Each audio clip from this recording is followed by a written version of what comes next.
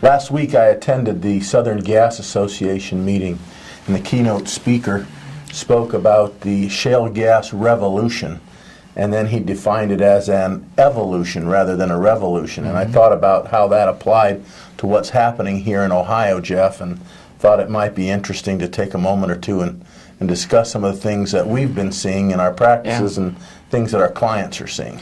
Yeah, Mike, I think evolution is the right word. This thing started out very slowly. It's hard to remember sometimes that the Utica has really only been a big factor in Ohio for about the past 3.5 years.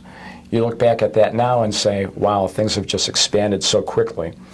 And for example, between 2012, 2013, gas production in the Utica doubled.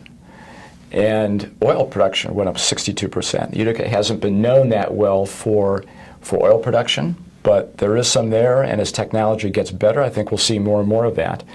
That was out of 352 producing wells in Ohio, and now in 2014, just looked at the most recent ODNR report, and they're mentioning now currently we have 49 rigs in Ohio, 970 wells which have been drilled, 1,421 permits. So you can see how things really are going up here in Ohio.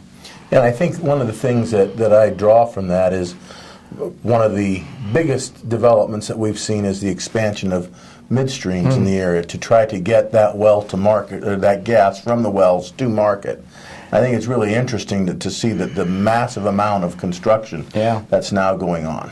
Yeah, because you can drill these wells, and many have been drilled, but in order for it to be productive, you have to get it somewhere, and the pipelines do that. But not only do you have the pipelines, you have the fractionation facilities, you need to take this methane, and you need to take the oil out of it, you need to take the natural gas liquids out of it. Natural gas liquids have an awful lot of the value overall of the product. But so Mike, what have you been seeing in terms of work that we've been doing as a firm in this midstream area?